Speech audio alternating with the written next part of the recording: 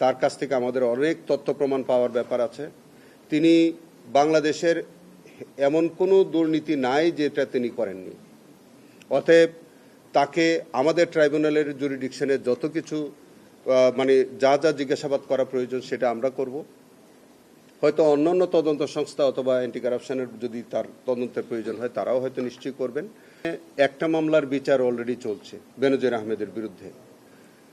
শাপলা চত্বর এর মামলায় ইনভেস্টিগেশন প্রায় শেষের দিকে। একরাম কমিশনার মার্ডার কেসে ইতিমধ্যে তার বিরুদ্ধে আমরা ফর্মাল চার্জ রেডি করেছি, এটা সাবমিট করে দেব আমরা খুব শিগগির। অন্য প্রায় 6 থেকে 7টি মামলার ইনভেস্টিগেশন এখন চলছে তার বিরুদ্ধে। অসংখ্য গুমের অপরাধের সাথে তার সম্পৃক্ততা আছে এবং তার বিরুদ্ধে আমাদের ট্রাইব্যুনালের বাইরেও ফিনান্সিয়াল ক্রাইমের অসংখ্য অভিযোগ আছে। ইতিমধ্যে আপনারা জানেন যে তার বিরুদ্ধে অ্যান্টি কারাপশন কমিশন একটি মামলাও হয়েছে। এই সব কিছু মিলিয়ে আমরা আমাদের 3টি ওয়ারেন্ট ইতিমধ্যে আমরা সরকারের কাছে পাঠিয়েছি।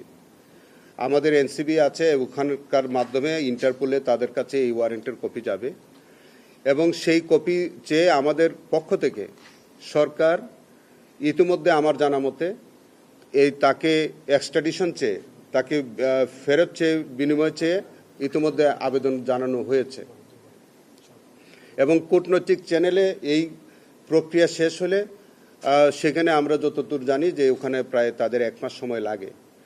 হয়তো 1 মাসের মধ্যেই সংযুক্ত আরব আমিরাত সরকার তাকে বাংলাদেশে ফেরত দেবে। তিনি ফেরত আসা সাপেক্ষে আমাদের এখানে যে মামলাগুলো চলমান আছে সেইগুলোতে তাকে আনা হবে এবং যেগুলোতে ইনভেস্টিগেশন চলছে সেগুলোতে তাকে রিমান্ডের আবেদন করা হবে। এটা আমি নির্দ্বিধায় বলে দিচ্ছি যে তাকে আমরা রিমান্ডে নিব আমাদের এখানে বাংলাদেশে আসার পরে। তার কাছ থেকে আমাদের অনেক তথ্য প্রমাণ পাওয়ার ব্যাপার আছে। তিনি বাংলাদেশের এমন কোনো দুর্নীতি নাই যেটা তিনি করেননি। অতএব তাকে আমাদের ট্রাইব্যুনালের জুরিডিকশনে যত কিছু যা যা জিজ্ঞাসাবাদ করা প্রয়োজন সেটা আমরা করব।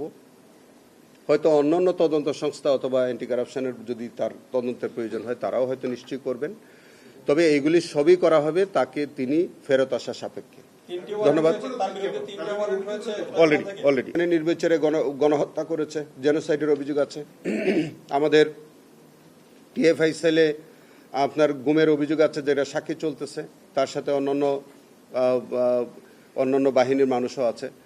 আমাদের আরও একরাম হোসেন ক্রসফায়ারের ঘটনার সাথে তিনি আছেন এবং আরও যেগুলো আমাদের বিচার চলতেছে বেশিরভাগই হচ্ছে তার ক্রসফায়ার, খুন, অপহরণ এইগুলো।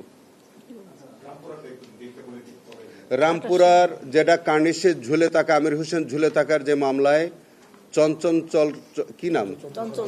চন্দ্র সরকার সহ অন্যান্যদের বিরুদ্ধে আগামী 28 জুন 2026 তারিখে 1 নম্বর ট্রাইব্যুনাল থেকে রায় হবে। এই রায়টি আমরা আশা করি সরাসরি সম্প্রচার করব।